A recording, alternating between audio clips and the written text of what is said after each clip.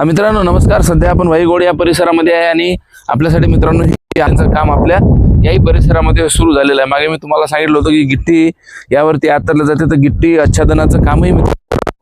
आच्छादनानंतर याच्यामध्ये स्लीपर पहिल्यांदा टाकण्यात येतात, पण नंतर हा जो रूड आहे तर हा मित्रांनो बसवला जातो आणि याच्यामध्ये क्लिप येते आणि मग याच्या साईडला जे आपण बघता सध्या की हा याच्यावरून मित्रांनो ऑपरेटरची जी आहे ती ऑपरेट करणारी मशीन जी आपल्या मटेरियल घेऊन येतं, याच्यामध्ये स्लीपर आणि त्यासोबतच मित्रांनो हे ट्रॅक, त्यानंतर मग याच्यावरती ती फिट केलं जाते। आणि आता या सगळ्या मागच्या स्लीपरचा आपल्याला स्टॉक असलेला दिसतो आणि या स्लीपरच्या स्टॉक सोबतच मित्रांनो तुम्ही या साईडला बघू शकता की रेल्वेचे रूट जे आहे ते पण तिथे बसलेले आहे आणि त्याच्या साईडला जिथे ते आपल्याला चिमण्यासारखं दिसत आहे हे गिट्टी आणि त्या मशीनचं म्हणजे SMS कंपनीचं तिथे मित्रांनो आपल्याला हे असलेलं दिसतं मटेरियल बनतं। आणि या सगळ्या आता याच्यामध्ये मित्रांनो ही आपल्यासाठी एक आनंदाची बाब आहे आणि याचा व्हिडिओचे पूर्ण आणखी डिटेल बघण्यापूर्वी आपण चॅनलवर नवीन असाल तर आपल्या चॅनलला मित्रांनो जे आहे आपण सबस्क्राईब करून घ्या, फेसबुकवर असेल तर फॉलो करून घ्या, कारण की 285 किलोमीटरचे या टप्प्यामधलं 37 किलोमीटर मित्रांनो पहिलं सुरू झालेलं आहे। कळंब ते यवतमाळ हे 22 किलोमीटरचा टप्पा आहे,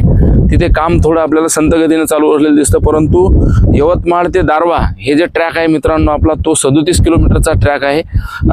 साधारणतः 37 ते 40 किलोमीटर, तर त्यापैकी 15 किलोमीटर ट्रॅक लेअरिंगचं काम झालेलं आहे, परंतु खरं आव्हान हे यवतमाळच्या घाटात आहे। आणि त्यानंतर मग दारवा ते दिग्रस, तर या परिसरामध्ये मित्रांनो SMS कंपनीचं काम हे आहे, साखऱ्यापासून तर आपल्या सेवानगरपर्यंत। तर या सगळ्या कामामध्ये आता हा आपला याला आपण चौथा फेज म्हणूया आणि आता या चौथ्या फेजमध्ये इथून दिग्रसचं स्टेशन जे आहे मित्रांनो तर ते 12 किलोमीटर अंतरावरती असलेलं आपल्याला दिसतं आणि तिथेही जे आहे तिकीट घराचं काम आणि स्लीपर वगैरे सगळे आलेले आहेत आणि तिथून खरं चॅलेंज आपलं सुरू होणार आहे, म्हणजे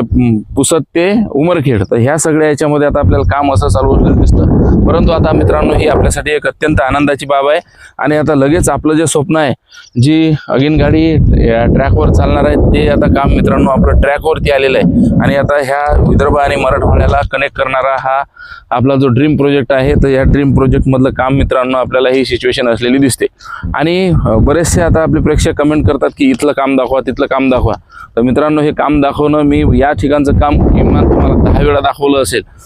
दारव्याचं काम मित्रांनो 5-7 वेळा दाखवलेलं आहे, त्यानंतर यवतमाळचंही काम 4-5 वेळा दाखवलं आहे। 2021 पासून मी व्हिडिओ अपलोड करतो, परंतु फेसबुकवर आता मित्रांनो मागील 1 वर्षापासून मी व्हिडिओ अपलोड करत आहे। तत्पूर्वी आपण यूट्यूब चॅनल जे आहे मित्रांनो तर ते अगदी सुरुवातचे व्हिडिओ आहे, त्यानंतर आपण गाव या परिसरामध्ये 2दा गेलो आहे, नांदेडपर्यंतचं काम मित्रांनो कव्हर केलेलं आहे, परंतु नेहमीच एवढ्या दूर जाणं शक्य नाही, कारण की हे 285 किलोमीटरचा आपला ट्रॅक आहे, तर यामधलं काम जेवढं शक्य होईल तुमच्यापर्यंत पोहोचण्याचा माझा प्रयत्न असतो। त्यानंतर आपण शिडोना तिथलंही काम दाखवलेलं आहे आणि आता मित्रांनो हे खरंच आपल्यासाठी आनंदाची बाब आहे। येत्या काही दिवसातच जे आपलं स्वप्न होतं ते आपलं पूर्णत्वात जाईल आणि आता दिग्रसमध्ये जी आपल्याला खरी वाट होती आपल्या ट्रॅक केव्हा सुरू होणार, तर निश्चितच आता 1-1.5 महिन्यामध्ये, म्हणजे आता इथून काम सुरूच झालेलं आहे। दिग्रस इथून जवळ आहे आणि हे वाशिम जिल्ह्यामधलं मित्रांनो काम आहे। यवतमाळ आणि वाशिमची बॉर्डर, च्या बॉर्डरच्या इथून 1.5 किलोमीटर रामनगर आहे आणि ही बॉर्डर आहे मित्रांनो आणि हे लागूनच आपल्याला वाईगवळ गाव आहे, ते आपल्याला टावर पण आपल्याला या ठिकाणी वाईगवळचा मित्रांनो दिसतोय। तर ही सगळी आता सिच्युएशन आहे, आता काही टेन्शन घ्यायचं काम नाही, आपलं ट्रॅक हा चालू होणार आहे, लगेच एक आपल्याला काम दिसत आहे आणि आता काही दिवसातच पुन्हा नवीन जसं अपडेट येईल तसं डेली तुम्हाला एक व्हिडिओ तरी आपल्या ह्याच्यावरती येत जाईल। आणि ही आहे मित्रांनो आजची माहिती, भेटूया पुन्हा नवीन व्हिडिओसह, तोपर्यंत धन्यवाद।